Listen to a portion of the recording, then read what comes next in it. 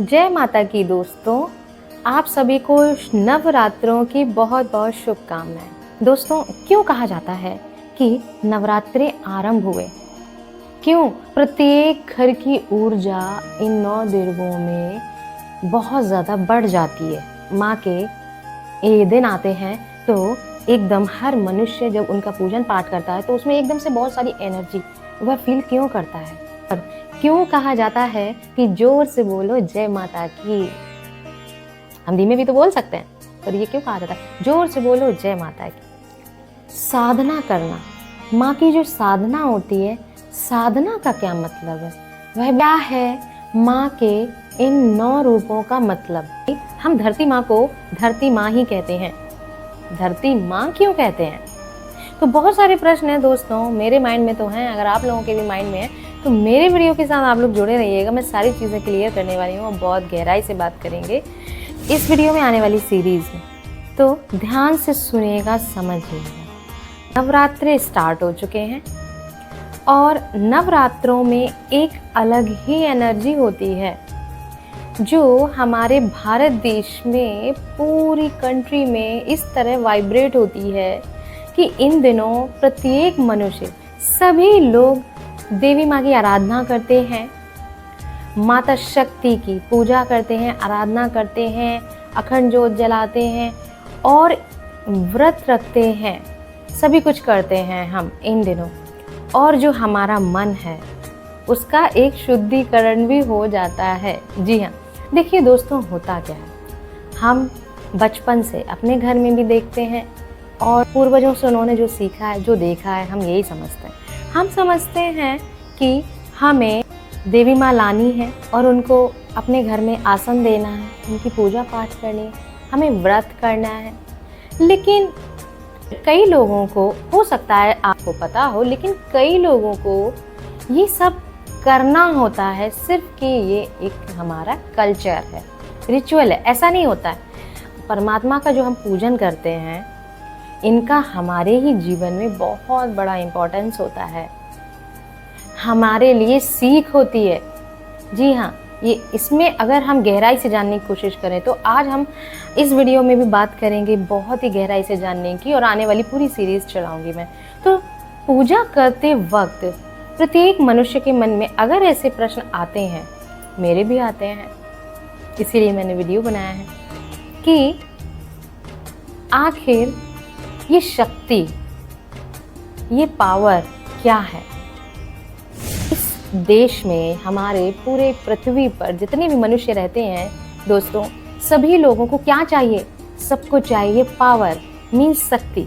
आप लोगों प्रैक्टिकल होकर भी देखें तो हर चीज़ एक एनर्जी से चलती है। जो लोग साइंस पढ़ते हैं, जो साइंस के स्टूडेंट हो, उन्हें भी पता है कि फिजिक्स में भी पढ़ाया जाता है, केमिस्ट्री, एक एनर्जी होती है जो मोशन कराने में, एवरीथिंग, हर चीज़ को मोशन कराने में, मूव कराने में उसको हेल्प करती है। तो एनर्जी, जब हम भगवान की पूजा करते हैं, तो चाहे हम देवी माँ की पूजा करें, चाहे किसी भी देवता की हम पूजा करें, हम कहते हैं हमें शक्ति चाहिए, एनर्जी चाहिए। तो वही एनर्जी, वही शक्ति है ये जो 9 दुर्गों में हम देवी माँ की पूजा करते हैं, वही तो शक्ति है। एक तरीके से जब हम देखते हैं तो शिव शक्ति है।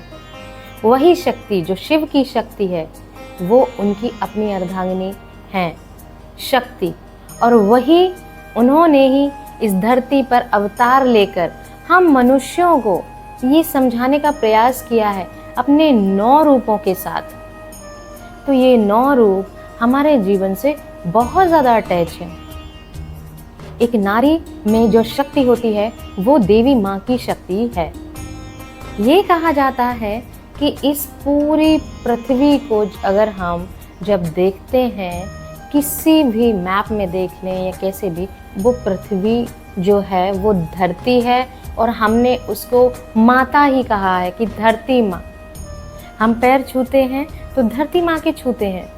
दोस्तों, आपने सुना होगा, जो लोग माँ के ये दिन आते हैं, देवी माँ के दिन आते हैं, तो लोग व्रत करते हैं, पूजा करते हैं, पाठ करते हैं, अपने आप को ज़्यादातर समय देवी माँ में लगाते हैं, साधना में लगाते हैं, और उसके बाद वह यह फील करते हैं और बताते हैं कि हमें बहुत शक्ति मिल रही है। जब दूसरा व्यक्ति उनसे ये पूछता है कि आप कैसे 9 डेज़ का फास्ट कर रहे हैं, 9 दिन का व्रत कर रहे हैं, तो आप ये कैसे कर पा रहे हैं? जब कोई भी मनुष्य उनसे पूछता है तो वो कहते हैं शक्ति आ जाती है। ये कौन सी शक्ति है भाई? ये कौन सी शक्ति है जो आ जाती है? बट फास्ट रखना और उसके बाद ये कहना कि शक्ति आ जाती, जबकि फास्ट में तो हमें भूखा रहना पड़ता है। पहले के टाइम में तो लोग बहुत ज़्यादा भूखे रहते थे, अब फिर भी थोड़ा बहुत वह फास्टिंग करते हैं, थोड़ा खा भी लेते हैं, थोड़ा कुछ भोजन भी ग्रहण कर लेते हैं।